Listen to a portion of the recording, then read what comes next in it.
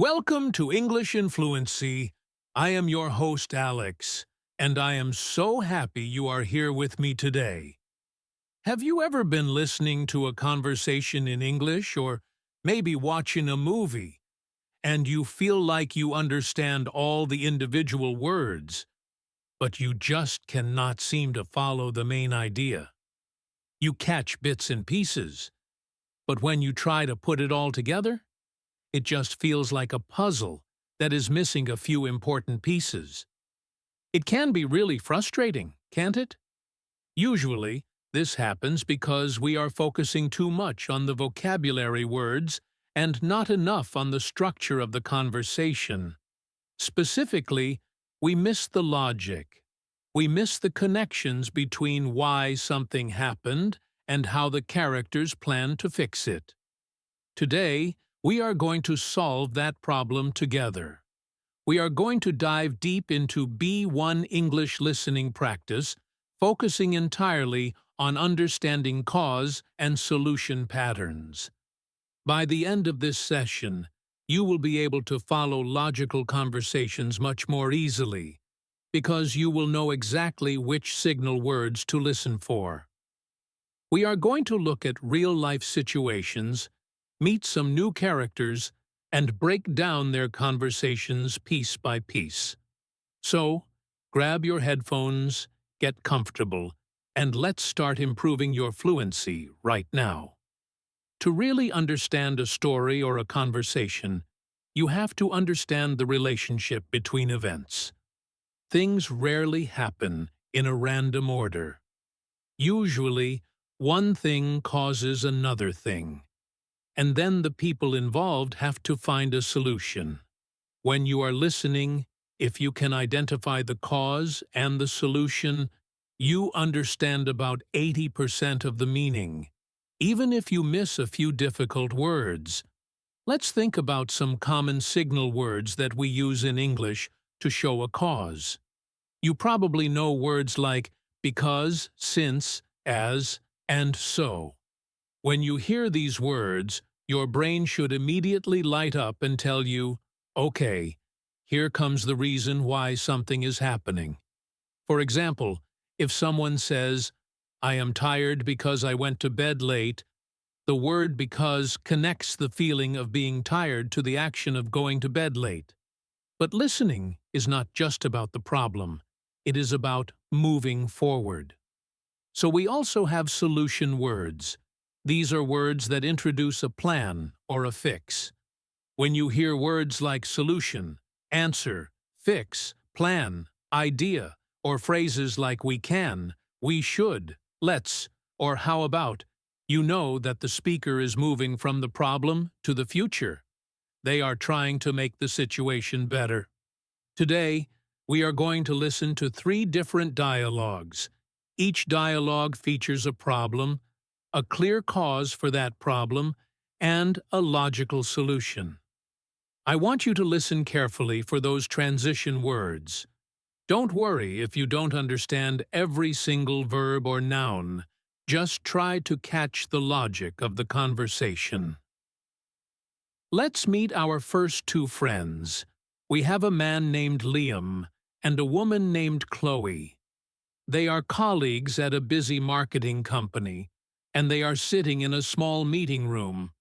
They are supposed to be presenting a new project to their boss in about 10 minutes, but they have a problem.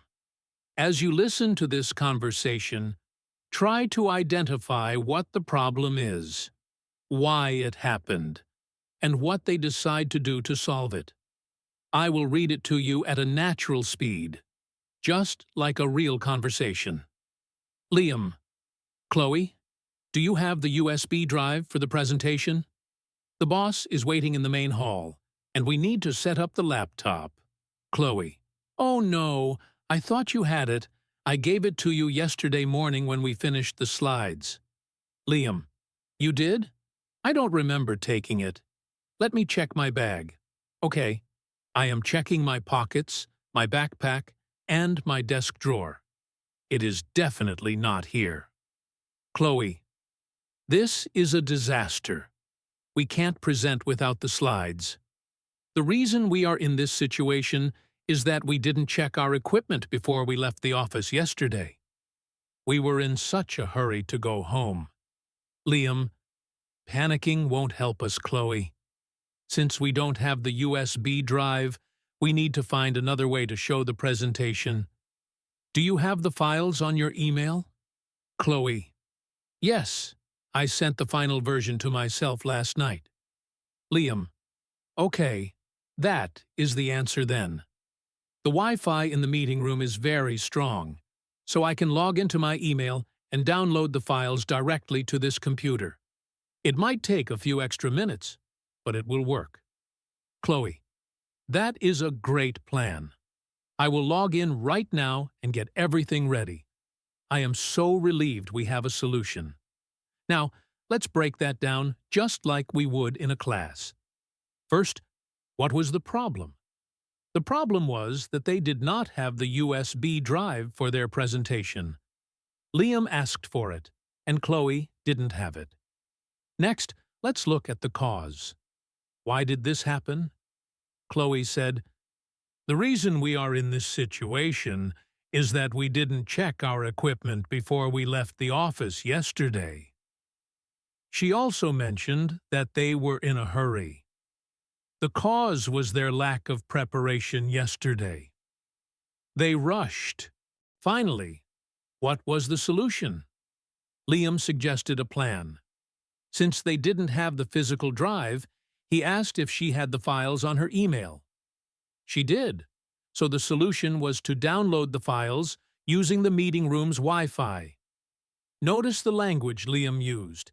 He said, "Since we don't have the USB drive, we need to find another way."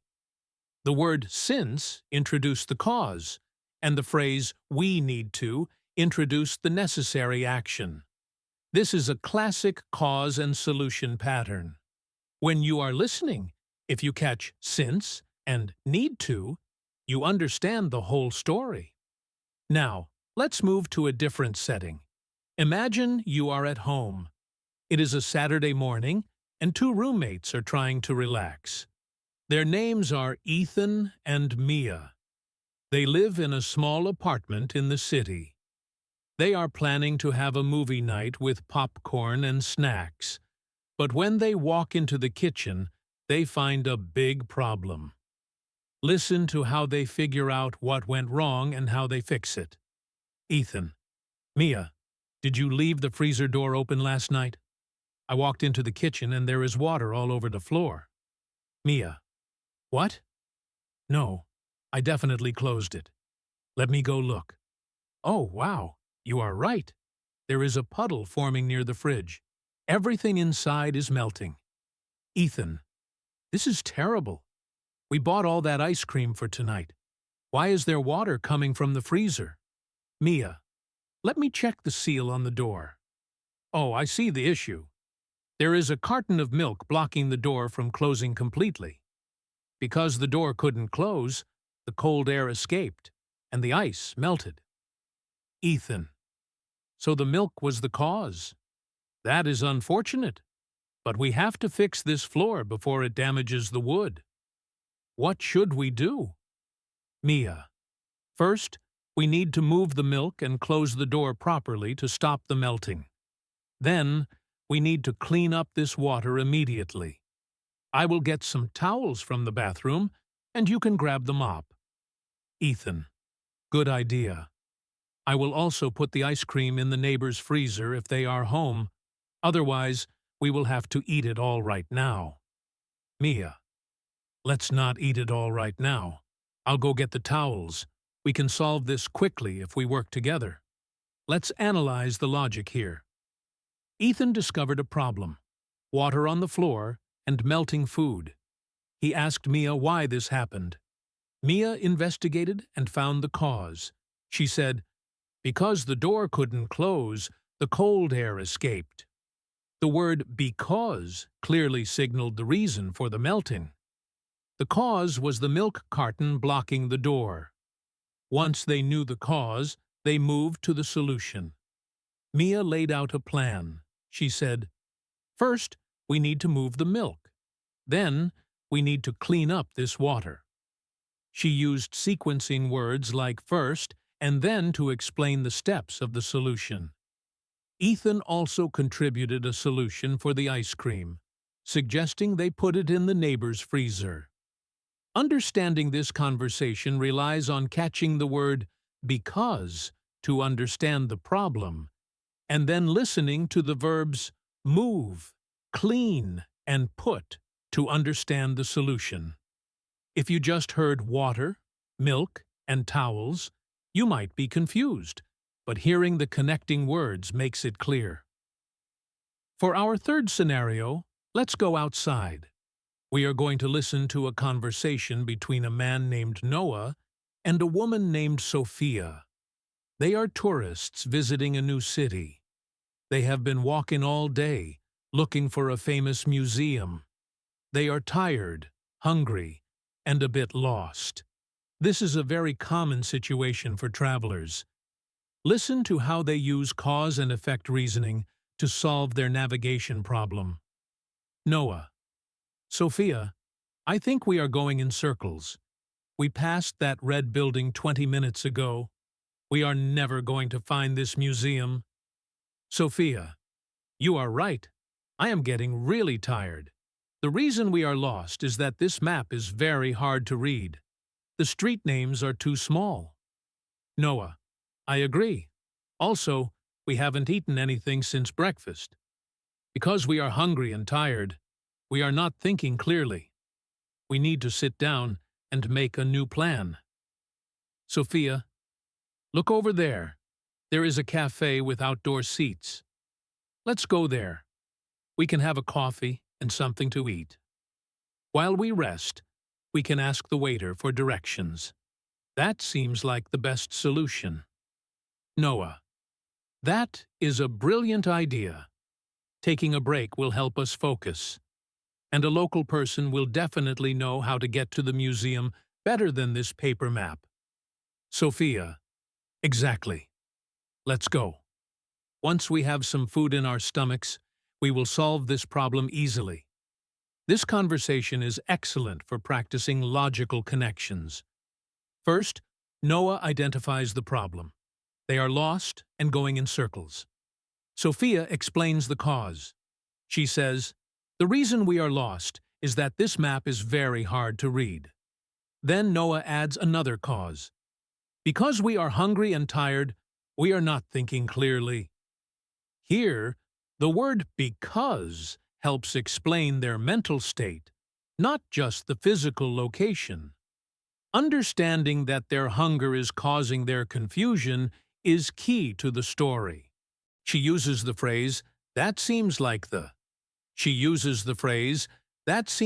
best solution to confirm her idea. Noah agrees and reinforces the logic by saying, taking a break will help us focus. They link the solution, eating and resting, directly back to the cause of their confusion, being hungry and tired. Now that we have heard 3 examples, I want to talk about how you can practice this on your own. You don't always need a script. You can listen to any English podcast, news report, or YouTube video and try to find these patterns. When you hear someone say, therefore, as a result, consequently, or so, you know that a result or a solution is coming. When you hear due to, owing to, is caused by, or the reason is, you know you are hearing the cause. Training your ear to hear these phrases is like building a muscle. The more you use it, the stronger your listening comprehension becomes. Let's try a quick exercise together right now. I am going to give you a short situation, and I want you to think about the logic. Imagine a student named Jacob. He fails his math test. He talks to his teacher. Jacob says, I didn't study enough because I was sick all week. The teacher says, since you were sick, you can take the test again next Monday. Can you identify the cause? The cause is that Jacob was sick. What is the result of the cause? He didn't study enough so he failed the test. What is the solution? The teacher allows him to retake the test. The logic flows in a straight line. Cause, sickness. Result, failed test. Solution, retake the test. If you can hear that chain of events in English, you are doing very well. Let's do another one. Imagine a woman named Grace who wants to buy a new dress, but she doesn't have enough money. She says, "I can't buy this dress since I spent all my money on concert tickets." Her friend says, "We can fix that by going to a cheaper shop nearby." The cause is that she spent money on tickets. The problem is no money for the dress. The solution is going to a cheaper shop. Simple, right?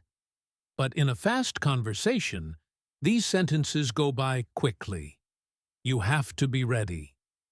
Now, I want to give you some advice on how to handle it when you miss a word.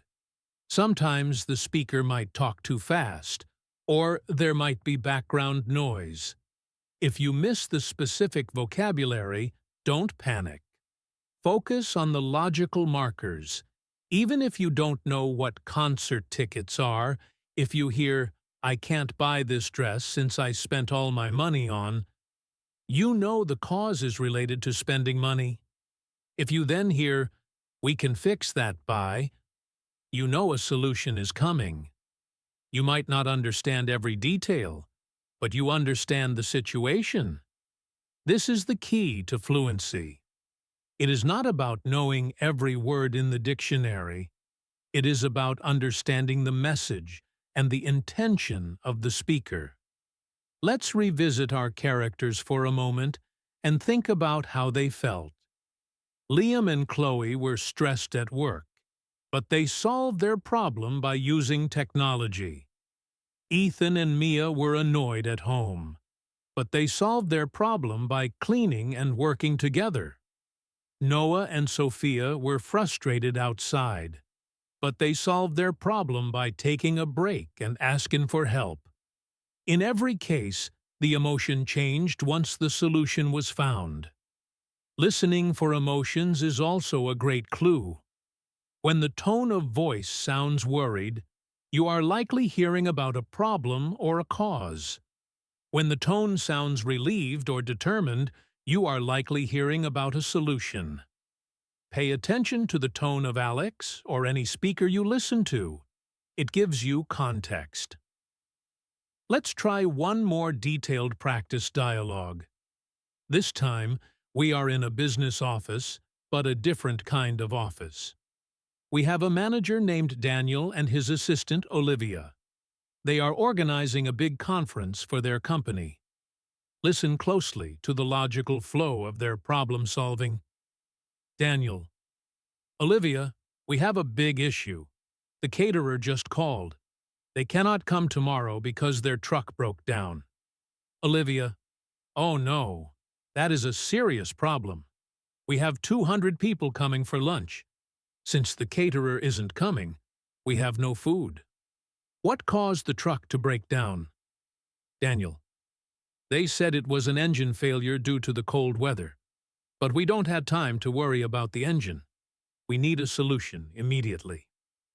Olivia: "Okay, let's think. We can't cook food for 200 people ourselves. However, there is a great sandwich shop just around the corner. Maybe they can deliver large orders." Daniel: "That is a possibility. But is it enough food? A sandwich might be too light for a business lunch." Olivia: "You are right. How about we call that restaurant across the street? They have a buffet style. If we explain the situation, they might help us out." Daniel: "That sounds like a better plan. It is professional and close by. I will call them right now. The solution depends on whether they have enough staff available today." Olivia: "I hope they do. If they can't help us, we might have to order pizza, but that doesn't look very professional." Daniel: "Let's cross that bridge if we come to it. For now, calling the restaurant is our best option. This dialogue is a little bit more advanced, but the B1 logic is still there. First, Daniel states the problem. The caterer can't come. He gives the reason immediately. Because their truck broke down. Then he adds the specific cause. Due to the cold weather. Olivia repeats the problem to confirm understanding. Since the caterer isn't coming, we have no food. She then proposes a solution. The sandwich shop. Daniel critiques it, offering a counter-argument. This is part of logical conversation, testing the solution. Then Olivia proposes a second solution, the restaurant with the buffet. Daniel agrees, saying, "That sounds like a better plan." He then identifies the condition for the solution to work. The solution depends on whether they have enough staff. Notice how they used if and whether to talk about the solution. In English, we often use conditional grammar when discussing solutions. If we do this, then that will happen. We can fix this, provided that listening for if can help you understand the requirements of the solution. For example, Daniel said, "If they can't help us, we might have to order pizza." That is a backup plan, which is a type of solution. To help you practice this further, I want you to imagine you are in these situations. If you were Liam with the missing USB drive, how would you feel? What would you say? If you were Mia with the wet floor, what would be your first step? Visualizing yourself in the scenario helps your brain connect the English words to real-life actions. This is much more effective than just memorizing a list of vocabulary. Let's talk about some more phrases that indicate a problem is starting. You might hear things like, "We have an issue," "There is a slight complication," "I'm afraid we have a problem," or "Something has come up." When you hear these phrases, perk up your ears. The next few sentences will explain the cause. You might hear, "This happened because," "The reason for this is," "It is due to," or "It's all down to." When you hear these, you are hearing the explanation. Finally, for the solution, listen for, "We can solve this by," "The way forward is," "Our options are," "I suggest that," or "What we need to do is." I would like to share a small story about a friend of mine to illustrate this point.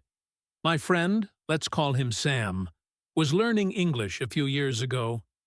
He was watching a TV show and he got very confused. He told me, "Alex, I understand the words, but I don't know why they are angry." I asked him to describe the scene. He said, "One man said, 'You lost the keys.' The other man said, 'I didn't lose them. You took them.'" I told Sam, "That is the cause. The cause of the anger is the missing keys and the blame." Once Sam realized that the argument was the result of the lost keys, the whole scene made sense. He was focusing too much on the speed of their speech, and not enough on the simple fact. Keys lost to anger. If you can find the simple cause, the complex English becomes easier to handle. Now, let's try to put all of this together into a final, comprehensive listening exercise. I am going to tell you a story about a woman named Rachel who is planning a birthday party for her son. As I tell the story, I will use many of the signal words we have discussed. Try to follow the logic. There will be a problem, a cause, and a solution. Here we go. Rachel was very excited about her son's birthday party. She had planned a picnic in the park. However, on the morning of the party, she woke up to the sound of heavy rain. She looked out the window and saw that the ground was wet and muddy. She immediately felt worried. She knew she could not have a picnic in the mud. The cause of her problem was the unexpected weather change. The forecast had said it would be sunny. Because of the rain, she needed to change her plans quickly. She sat down with a cup of coffee and thought about her options. She could cancel the party, but that would disappoint her son.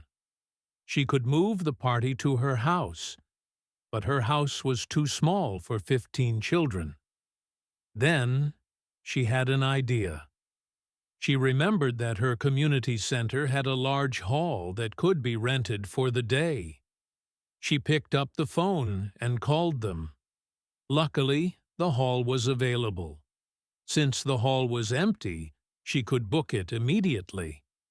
She called all the parents and told them to go to the community center instead of the park. In the end, the party was a success. The children played games inside, and they didn't even miss the park. Rachel was happy that she had found a solution. So, let's review Rachel's story. The problem was the rain on the day of the picnic. The cause was the unexpected weather change. The forecast was wrong. The solution was to move the party to the community center hall. How did we know this? I used phrases like, however. The cause of her problem was because of the rain, and she had an idea. I also used, since the hall was empty, she could book it. All of these signposts guided you through the narrative. If you can follow stories like Rachel's, you are doing great. You are moving beyond translating word for word and starting to think in English logic. This is the bridge to B2 and C1 levels of fluency. It takes practice, but listening to podcasts like this one is the perfect way to do it. I want to encourage you to listen to this episode more than once. The first time, just listen for the general idea. The second time, listen specifically for the cause words. The third time, listen for the solution words. By breaking it down, you will train your brain to recognize these patterns automatically when you speak to real people. Remember, language is not just about grammar rules. It is a tool for communication. We communicate to share problems, explain reasons, and find solutions together. Whether you are at work, at home, or traveling, you will constantly use these patterns. I am late because there was traffic.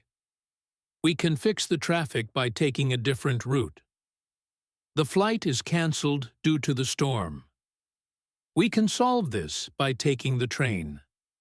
These are the building blocks of daily conversation. As we finish up today, I want to remind you that making mistakes is part of the process.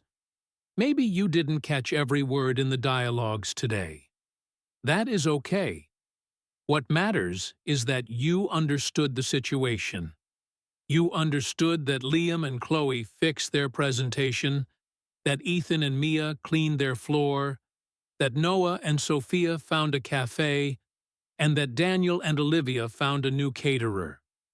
If you got those main points, you have succeeded. Keep listening, keep practicing, and keep looking for the logic in every conversation you hear. Thank you so much for joining me on English in Fluency today. I hope you feel more confident about your listening skills. If you found this lesson helpful, please subscribe to the channel and turn on notifications so you never miss a new video. Leave a comment below, telling me about a time you had a problem and found a solution using some of the words we learned today.